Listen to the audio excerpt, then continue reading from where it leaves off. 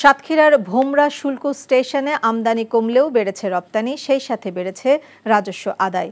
২০২৩-২০২৪ অর্থ বছরে ৯০৭.৫৮ কোটি টাকা রাজস্ব আদায় হয়েছে, যেখানে ৬,৫৪,৮৯৩ মেট্রিক টন পণ্য কম আমদানি হয়েছিল।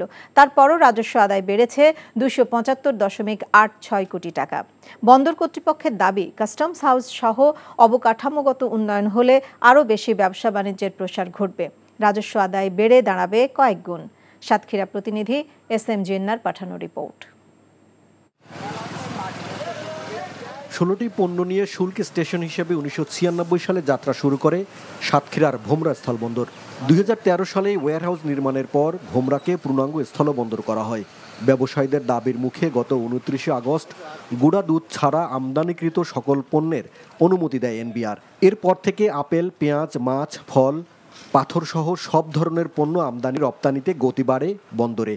বেনাপোল বন্দরের ন্যায় ভোমরা বন্দরে ডিজিটাল স্কেলে পণ্যবাহী ট্রাকের সঠিক ওজন মাপার ফলে রাজস্ব আদায় বেড়েছে দাবি ব্যবসায়ীদের। এখানে আমরা সার্ভিসটাও ভালো পাই এবং সরাসরি আমরা ঢাকা অথবা চিটাগাঙে কাঁচামাল পণ্যবাহী ট্রাকগুলো বাজারজাত করতে পারি। বেনাপোলে যে গাড়িগুলো ঢোকে তার কিন্তু একটা সিরিয়াল আছে, আর আমাদের যে ফলের গাড়িগুলো ইন্ডিয়া থেকে ঢোকে সেগুলো কিন্তু কোনো সিরিয়াল নেই কাঁচামালের ক্ষেত্রে। এই পোর্ট দিয়ে কোনো পণ্য ঢুকলে ৬ থেকে ৭ ঘন্টার ভিতরে আমাদের ঢাকা সহ বাংলাদেশের বিভিন্ন অঞ্চলে পৌঁছে যায়। বন্দরে উন্নত মানের customs house, shed yard, passenger terminal সহ অন্যান্য অবকাঠামো নির্মাণের জন্য জমি অধিগ্রহণের কাজ চলছে। এগুলো সম্পন্ন হলে ভোমরা স্থলবন্দরে ব্যবসা বাণিজ্যে আরও গতি আসবে বলে মনে করেন বন্দর সংশ্লিষ্টরা। গত ৮ই মে থেকে আমাদের ওজন স্কেল সম্পূর্ণ ডিজিটাল পদ্ধতিতে, অটোমেশন পদ্ধতিতে পণ্যের ওজন গ্রহণ কার্যক্রম সম্পাদিত হচ্ছে। এই ক্ষেত্রে পণ্যবাহী ট্রাকের ওজন কারচুপি করার বা ওজন কম বেশি দেখানোর কোনো সুযোগ নেই। সকল পণ্য প্রবেশের অনুমোদন পাওয়ার পরে এখনো পর্যন্ত এখানে সেই পরিমাণ ব্যবসা বাণিজ্য না হওয়ার পরেও এখানে রাজস্ব আদায় যথেষ্ট পরিমাণ উত্তরোত্তর বৃদ্ধি পাচ্ছে। এই এলসি স্টেশনটা একটা সবচেয়ে দ্বার খুলে গেছে এই বঙ্গের। এখান থেকে দেখা যাচ্ছে যে কলকাতা খুব কাছে থাকা হয়, ব্যবসায়ীরা বেশিরভাগ ক্ষেত্রে এখানে ঝুঁকতেছে। সিন্ডিকেট, চাঁদাবাজি ও দুর্নীতিমুক্ত ব্যবসা বান্ধব অনুকূল পরিবেশ তৈরি হয়েছে ভোমরা বন্দরে।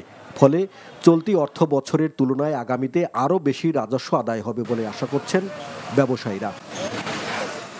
NTV news desk. I think আমি লাভ উইথ ইউ।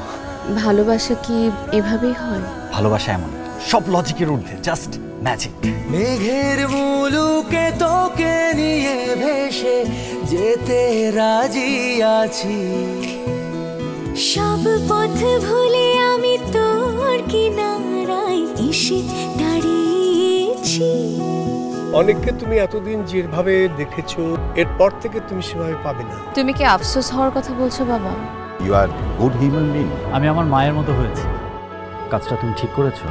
আমার মনে হয় তোমার বাবা তোমাকে অনেক ভালোবাসে। মানে আব্বুর বাড়ি, গাড়ি, টাকা পয়সা এই সবকিছু খুব দরকার তোমার।